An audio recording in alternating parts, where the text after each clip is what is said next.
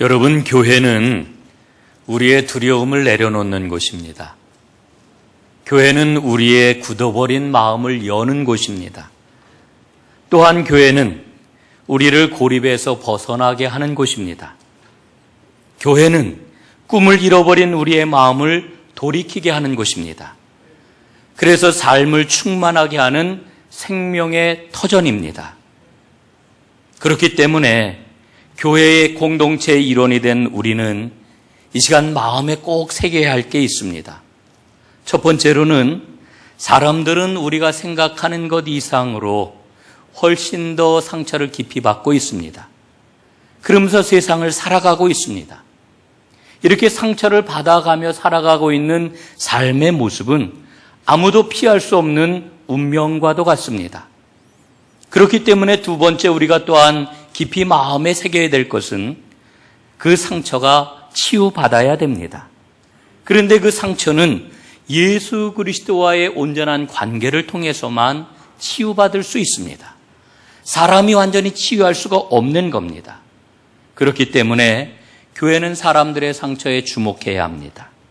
누구든지 교회에 들어오면은 상처가 싸매지고 기름 부어지고 어루만져져서 깨끗해지고 회복되는 기쁨을 누려야 합니다. 어떤 사람이든지 누구든지 교회 안에서는 격려를 받아야 합니다. 저는 소망하기를 우리 전동교회가 바로 그와 같은 아름다운 공동체가 되기를 소원합니다. 오늘 주연절을 맞으면서 성서 일과인 가나의 혼인잔치 포도주 사건을 우리가 읽고 있습니다. 이 말씀을 읽으면서 늘 드는 생각은 오늘 이 본문은 세상에서 가장 신나는 장면을 우리에게 보여주고 있구나라고 하는 생각을 갖습니다. 여러분, 잔치보다 즐거운 자리가 어디에 있겠습니까? 잔치는 정말 신명나는 자리입니다. 성경은 잔치의 즐거움을 곳곳에서 우리에게 일러주고 있지요. 그런데 성경에 나와 있는 잔치 이야기 가운데서 누가복음 14장에 나오는 큰 잔치의 비유는 우리에게 기쁨보다는 경고를 안겨주고 있는 것을 보게 됩니다. 그 이야기는 이렇습니다. 주인이 큰 잔치를 벌여놓고 사람들을 청합니다. 우리 잔치에 오시오 하고 종들을 보내가지고 청합니다. 그런데 청함을 받은 사람들이 다 한결같이 사양을 하는 겁니다. 사양하는 이유는 두 가지인데요. 첫 번째는 가진 것 때문에 그 잔치에 참여하는 것을 거절을 합니다. 그들의 대답은 이렇습니다. 한 사람은 밭을 샀기 때문에 갈 수 없습니다. 이렇게 대답을 합니다. 또 한 사람은 소를 5결이나 샀기 때문에 갈 수 없습니다. 이렇게 대답을 해요. 그리고 또 한 사람은 장가를 들었기 때문에 갈 수 없습니다. 이렇게 대답을 하고 있는 것을 봅니다. 여러분, 이 사람들의 모습을 한번 보십시오. 이 사람들은 무언가를 가지고 있는 사람입니다. 이 사람들은 받은 사람들입니다. 이 사람들은 축복을 받은 사람들이라고 하는 것을 우리는 알 수가 있습니다. 그런데 안타깝게도 이들은 자신들이 받은 그 작은 축복 때문에 진짜 큰 축복을 놓치고 있다는 것을 우리가 발견하게 됩니다. 여러분, 제가 믿음 생활을 하면서, 제가 교회에서 이 목회를 하면서 이 잔치 이야기를 보면서 깨닫습니다. 잔치를 청함받았을 때 거절하는 이런 사람들의 모습이 사실은 우리 교회 공동체 안에 수많은 믿음의 식구들 가운데서도 상당히 많이 있다라고 하는 사실을 발견을 합니다. 참 안타까운 일입니다. 두 번째로는 왜 잔치를 거절했느냐 하면은 이 잔치가 생각보다 일찍 열렸기 때문에 거절을 하고 있는 것을 봅니다. 잔치가 일찍 열렸다. 이건 무슨 이야기입니까? 잔치가 사람들이 생각하던 것보다 일찌감치 열렸다는 그런 이야기입니다. 여러분, 이 사실을 통해서 우리는 깨닫습니다. 하나님의 역사는 항상 우리의 생각을 뛰어넘는 것이로구나. 우리는 하나님의 역사가 우리의 생각과 우리의 계획과 우리가 예상했던 범위 안에서 일어나면 좋겠다라고 하는 그런 생각을 할 때가 있습니다. 여러분, 그러나 만약에 하나님의 역사가 그런 것이라고 하면은 그게 과연 하나님의 역사이겠습니까? 여러분, 그러므로 오늘 우리에게 중요한 것은 하나님을 향하여 열려있는 마음을 갖는 겁니다. 하나님을 향하여 우리의 마음을 개방하는 것입니다. 여러분, 이렇게 하나님을 향하여 열려있는 마음, 개방하는 마음을 가리켜 순종이라고 이야기하는 겁니다. 오늘 가나안 혼인잔치에서 일어난 포도주 사건을 한번 보십시오. 이 포도주 사건을 통해서 우리는 예수님이 누구시냐라고 하는 것을 분명히 알게 됩니다. 오늘 11절 마지막 말씀을 보니까 제자들은 예수님의 이와 같은 기적을 통하여 예수님을 믿게 되었다, 이렇게 말씀해 주고 있습니다.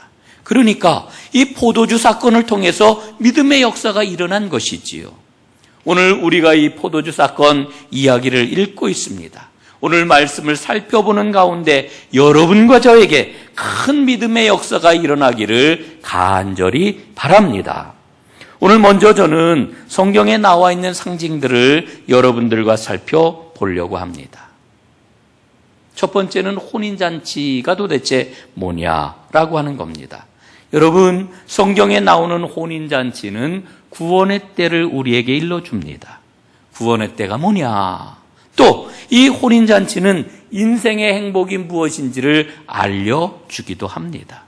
그리고 혼인잔치의 주인공인 예수님을 통해서 예수님이 우리 인생에 얼마나 큰 행복을 가져다 주는 분이냐라고 하는 것을 일러주고 있습니다. 이 혼인잔치를 통해서 하나님께서 우리에게 말씀하시는 바입니다.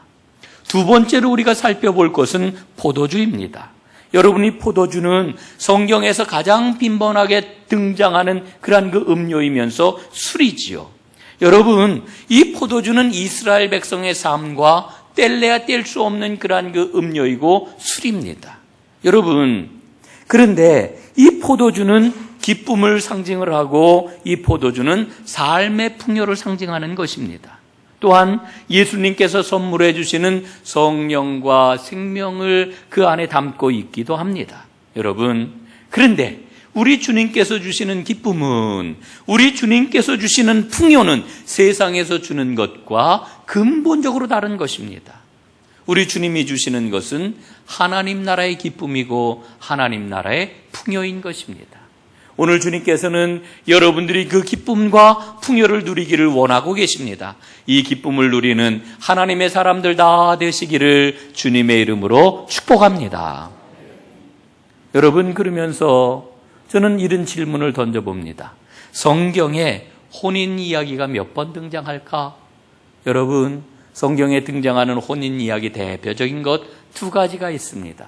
첫 번째로는 창세기를 보게 될 것 같으면은 세상이 시작이 되면서 혼인 이야기가 등장을 합니다. 아담과 하와 이야기지요. 아담과 하와가 혼인을 해서 하나님의 그러한 이 생명의 역사가 시작이 되었습니다. 그리고 신약에서 예수님께서 처음 사역을 시작하실 때 등장하는 것이 바로 혼인 이야기입니다. 오늘 우리가 읽고 있는 본문인 것이지요. 여러분, 하나님께서 아담과 하와의 혼인 이야기를 통해 가지고 인간의 역사를 시작하셨던 것처럼 예수님께서 구원의 경륜을 이제 이루어 가시는 첫 번째 이야기를 혼인잔치에서 시작하신 것은 정말 뜻깊다고 생각을 합니다. 그런데 제가 이렇게 혼인 이야기를 두 번 이야기를 하고 있습니다만은 성경에 진짜 혼인 이야기가 나옵니다. 그 혼인 이야기가 뭐냐 하면은 바로 마지막에 있을 혼인잔치입니다. 어린 양의 혼인잔치. 여러분, 우리가 잘 알고 있지요? 여러분, 하나님께서는 마지막 이 땅에 예수 그리스도를 보내셔서 이 땅의 모든 역사를 마감하실 것인데 그 역사가 마감하는 그런 그 순간에 혼인잔치가 있을 것이라고 하는 것을 우리에게 일러줍니다. 여러분, 한 가지 여러분과 꼭 기억해야 될 것이 있습니다. 하나님께서 인간에게 베푸시는 사랑을 가장 잘 보여주는 그런 사랑이 있습니다. 어떤 사랑일까요? 그것은 바로 남녀간의 사랑입니다. 남녀간의 사랑. 남녀간의 그 뜨겁고도 열렬한 사랑이 하나님과 인간의 사랑을 본질적으로 보여주고 있습니다. 그래서 세상 마지막 날 혼인잔치가 벌어질 것인데 주님은 우리의 뭐가 되세요? 신랑이 되시고 우리는 주님의 신부가 되는 것입니다. 그리고 또 한 가지 기억해야 할 것은 이 마지막 혼인잔치 날은 주님의 완전한 통치가 이루어지는 날입니다. 그 주님의 통치가 우리에게 완전한 기쁨과 풍요를 가져다 줄 것입니다. 여러분, 그 눈으로 다 오늘 이 가나의 혼인잔치를 보게 될 것 같으면 가나의 혼인잔치를 통해서 우리에게 주는 메시지는 아주 분명합니다. 주님의 통치가 이미 시작이 되었다. 예? 주님께서는 이미 통치를 시작하셨다. 이것을 바로 오늘 성경 본문은 일러주고 있는 겁니다. 여러분, 주님의 그 통치가 어떻게 우리에게 임할까요? 그것은 조금 있다가 여러분들과 좀 더 자세하게 이제 나누도록 하겠고요. 이제 두 번째로 여러분과 좀 살펴볼 것은 포도주의 기적의 의미가 뭐냐라고 하는 것을 한번 살펴보도록 하겠습니다. 여러분, 오늘 예수님께서는 물로 포도주를 만드셨습니다. 물로 포도주를 만들었다. 여러분, 이 물로 포도주를 만든 기적은 창조의 기적입니다. 오늘 주연절인데요. 여러분, 주연절기의 의미가 뭔지 여러분 다 아시잖아요. 주연절기라고 하는 것은 예수님께서 하나님의 아들이십니다. 그것을 나타내 보이는 절기가 바로 주연절입니다. 그런데 주연절기에 읽는 그런 그 성경 본문이 바로 물로 포도주를 만든 이 사건인 것입니다. 여러분, 물로 포도주를 어떻게 만들 수 있을까요? 수리 마수리 마하바냐 뭐 이러면은 됩니까? 예? 얍 하면은 물이 변해가지고 포도주가 됩니까? 여러분, 오늘 일어난 이 기적은 마술이 아닙니다. 물이 변하여 포도주가 된다라고 하는 이 사실은 바로 우리 예수님께서 갖고 계신 창조의 능력을 보여주는 그와 같은 놀라운 사건이었다라고 하는 거지요. 여러분, 창조의 힘이 없으면은 절대로 물을 가지고 포도주를 만들 수가 없습니다. 그래서 이 사건을 통해서 예수님이 누구라고 하는 것을 보여주시는 겁니까? 예수님이 바로 하나님이시다라고 하는 것을 보여주고 있는 것입니다. 여러분, 그런데 우리가 한 번 더 깊이 생각해 볼 게 있습니다. 창조주 하나님께서 이 기적을 우리에게 보여주시면서 우리에게 보여주시려고 하는 게 뭐냐라고 하는 겁니다. 우리에게 바라시는 게 뭐냐라고 하는 겁니다. 여러분, 그게 무엇일까요? 그건 바로 사랑입니다. 창세기 1장 27절에 보면은요, 하나님께서 사람을 만드실 때 어떻게 만드셨다고요? 하나님의 형상을 따라 남자와 여자로 만드셨다. 여러분, 이게 참 이상해요. 하나님의 형상을 따라 남자와 여자로 만드셨다. 아니, 그러면 하나님이 남자이시고 또 여자이시라는 얘기인가? 예? 여러분, 한번 잘 생각을 해 보십시오. 하나님의 형상을 따라 남자와 여자를 만드셨다. 여러분, 이 말씀은요, 정말 묵상하면 묵상할수록 하나님의 오묘한 은혜가 녹아있는 그런 말씀이라고 하는 것을 우리가 깨닫게 되는 거지요. 여러분, 오늘 저는 그 말씀을 이렇게 읽습니다. 하나님의 형상을 따라 남자와 여자를 만드셨다라고 하는 이 말씀은, 남녀의 사랑을 통해 가지고 하나님의 사랑이 무엇인지를 알 수 있게 우리를 만드셨구나. 저는 그 수많은 의미 가운데서 이 의미를 꼭 집어내서 붙들게 됩니다.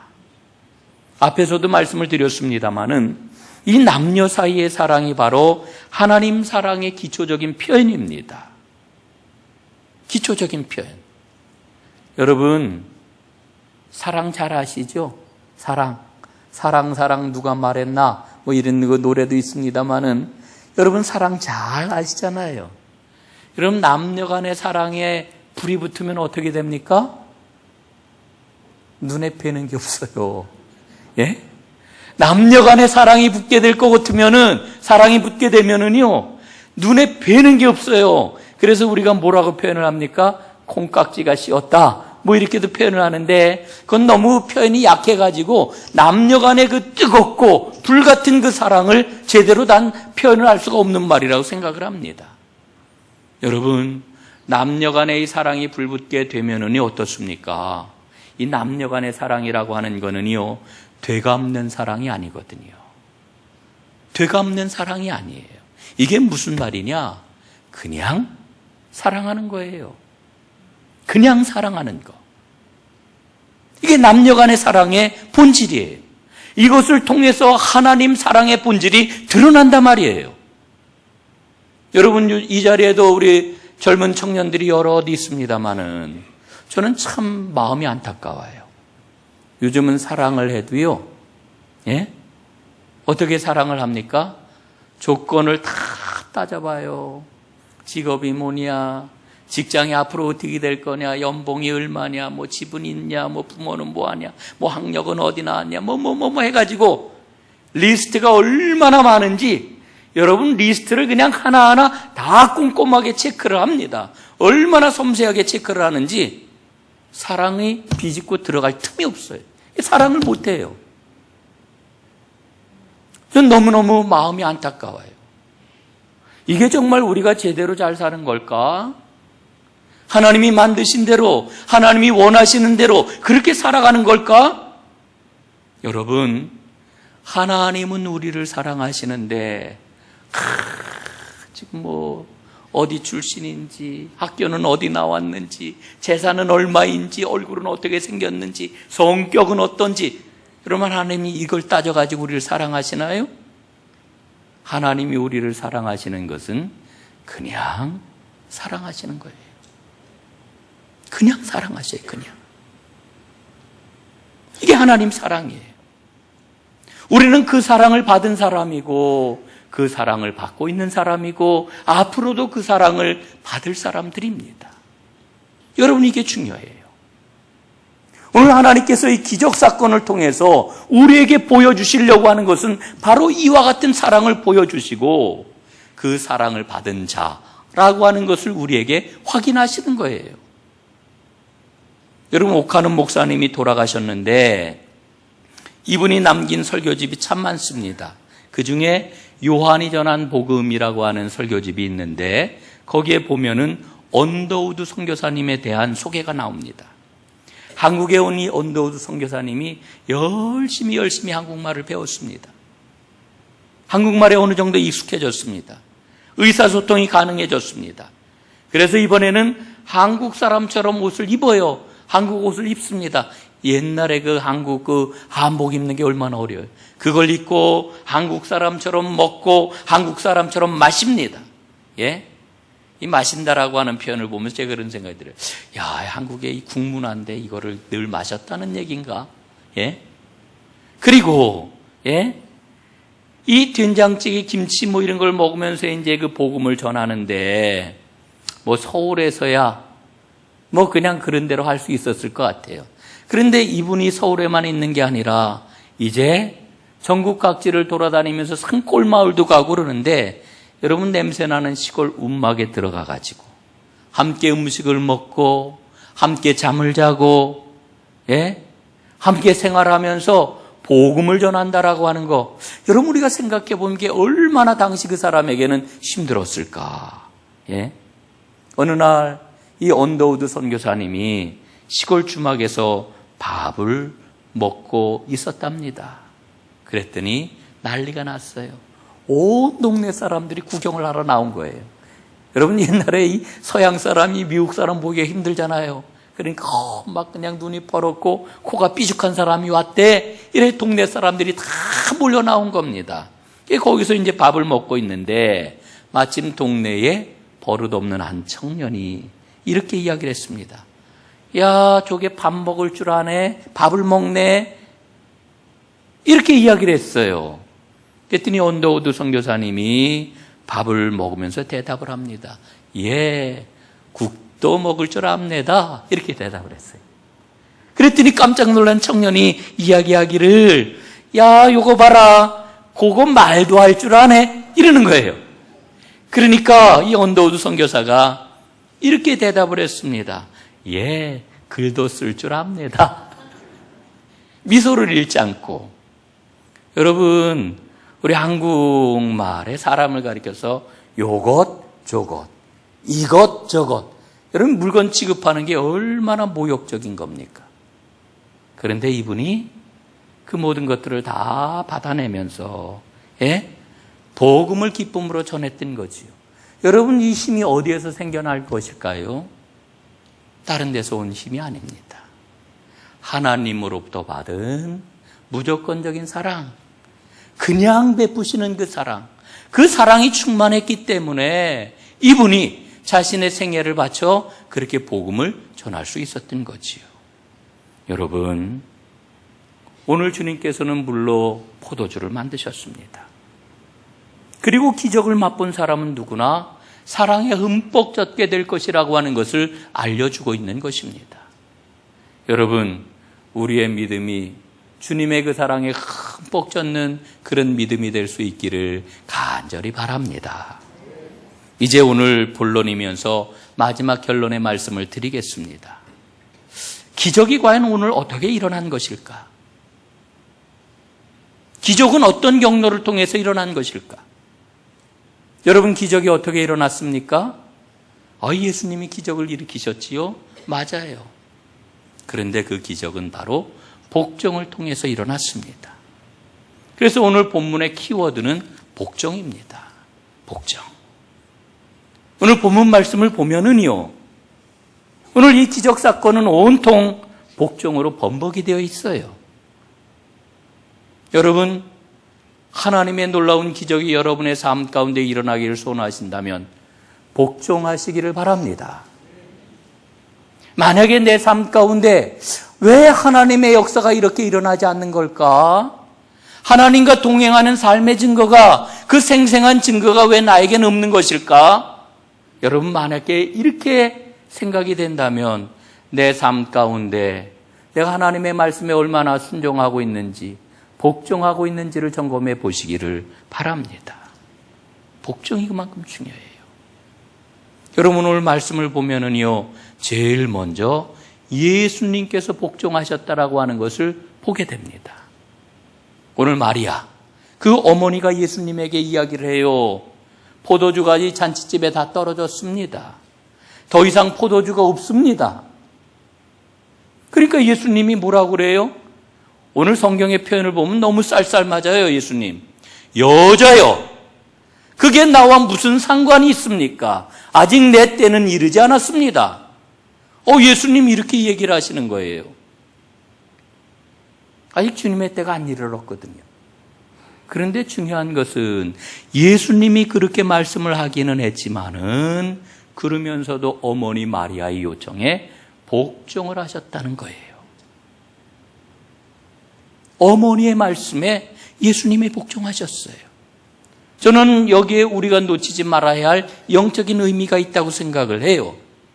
여러분, 오늘 이렇게 예수님이 복종하심으로 물이 변하여 물로 포도주를 만드는 이와 같은 기적을 행하셨고, 그러면서 세상에 당신을 최초로 드러내셨다라고 하는 겁니다.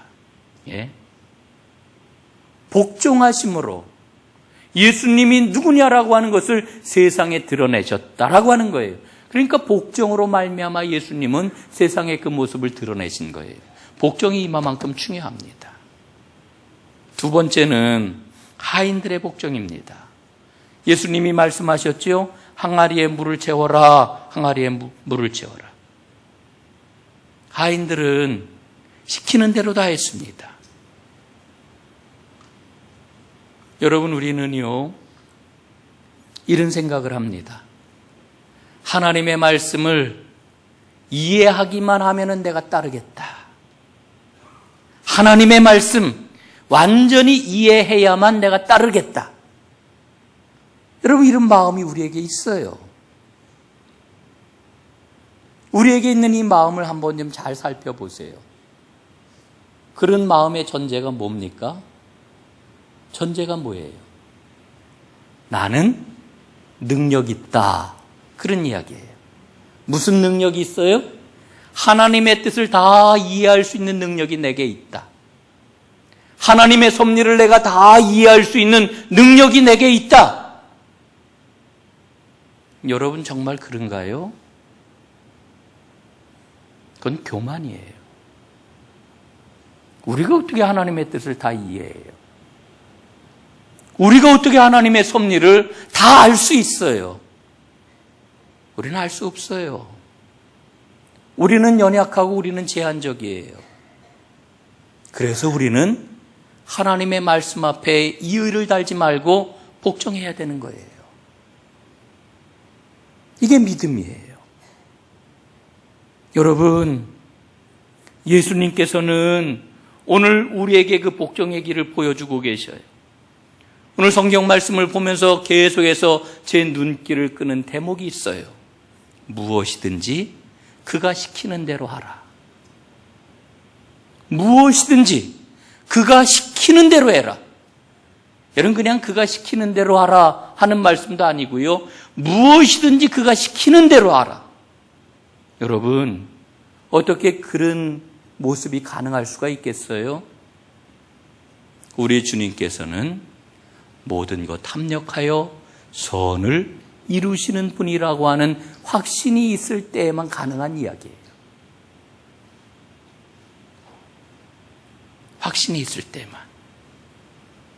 여러분, 우리는 믿음의 길을 걷는 사람입니다. 믿음의 길을 걷는다라고 하는 것은 하나님의 솔루션을 받아들인다는 뜻이에요. 주님의 솔루션을 최종적인 것, 최고로 권위 있는 것, 마지막으로 기대해야 할 것, 그렇게 받아들이는 것, 이게 믿음의 길을 걷는다라고 하는 의미예요. 여러분, 우리에게 많은 솔루션이 있어요. 예? 세상에서 알고 배우고 익히고 경험하고 솔루션이 있어요.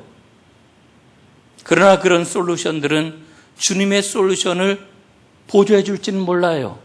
그러나 최종적인 솔루션은 바로 주님께 있다라고 하는 믿음을 가지고 살아가는, 해답은 주님께 있습니다. 결론은 주님께 있습니다. 이 믿음을 가지고 걸어가는 사람을 믿음의 사람이라고 이야기해요. 여러분, 우리는 믿음의 사람이지요. 우리는 믿음의 사람입니다. 제가 3, 4년 믿음 생활한 것 같아요. 왜 3, 4년이라고 그러냐면은 어렸을 적에 제가 정확하게 언제부터 교회 나갔는지를 잘 모르겠어요. 꽤 그래도 많이 했죠? 예? 그리고 목회를 이제 29년, 좀 있으면 이제 30년이 돼 가는데, 목회를 그렇게 해오면서 저 자신을 보고 많은 성도들을 보면서 깨닫는 게 있어요. 점점 더 깊이 깨닫는 게 있어요. 우리가 땀을 흘리고 애를 쓰고 노력하고 이러면서 살아가는데, 여러분, 우리의 삶은 결론이 뭐냐? 주님이 축복해 주셔야 돼요. 주님이 축복해 주셔야 돼요. 주님이 축복해 주시지 않으면 안 돼요. 여러분, 주님의 축복을 어떻게 누릴 수 있을까요? 항아리에 물을 채워야 돼요. 항아리에 물 채워야 돼요. 우리 모두에겐 항아리가 있어요. 그 항아리의 내용과 형태는 다 달라요. 모습은 다 달라요. 그러나 우리에게는 반드시 주님께 복종해야 할 항아리가 있어요. 채워야 할 항아리가 있어요. 거기에 물을 채우지 않으면은, 여러분, 하나님 약속하신, 하나님 예비하신 그 축복은 내게 아니에요. 물을 채우세요. 여러분, 물을 채우세요. 그래서 우리 주님께서 주시는 기쁨과 풍성함의 주인공으로 하나님 앞에 영광을 돌리는 큰 은혜가 여러분 모두에게 있어지기를 주님의 이름으로 축복합니다. 기도하겠습니다.